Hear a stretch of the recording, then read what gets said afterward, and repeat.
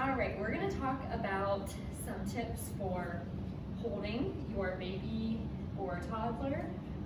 So you might have both at home, but we're gonna talk about just ways to hold your baby to help protect your pelvic floor and your healing core postpartum. So one of the things that I like to keep in mind, no matter how you're holding the baby, whether they're on one hip, whether you have them here, or whether you're kind of holding, more of a newborn baby, more of like in that holding rocking position. So one thing to think of is keeping everything stacked. So your rib cage sits right on top of your pelvis and your hips.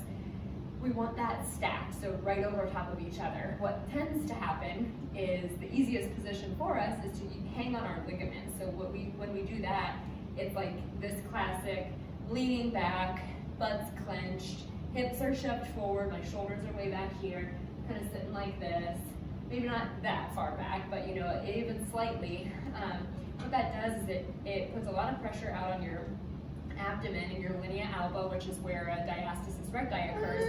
It's okay, buddy. We want to minimize that when you're healing your core, and also pressure down on your pelvic floor. So we want that rib cage stacked over your pelvis. I also want you to think of trying to avoid this. Sometimes it's fine. Everything is okay in moderation. It's spending a lot of time doing one position. So instead of this, bring your hips so that your hips are, more in neutral pelvis. Again, rib cage stacked.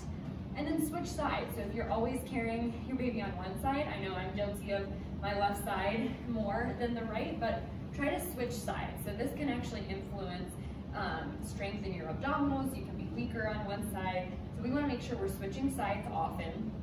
And then also sometimes, if you can, try to center them. So maybe bring them up a little higher. You're going to use a little bit more arms here when you bring them up higher, but then try to keep, avoid going into this posture here. We want to keep your butt unclenched. That's one of the biggest things I see with postpartum women and holding their babies is we clench and tuck.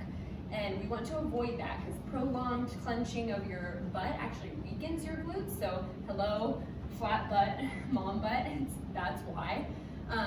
So we want to avoid clenching for too long. That can also lead to the pelvic floor starting to compensate. So those are just some tips for holding your little one. Just again, switch it up. The best thing is to do different things. That way you're working your body in different ways. And then again, just remember to try to avoid shoving those hips too far forward. We want to keep everything in line, keeps our neck and shoulders happy, our pelvic floor happy, and our core happy.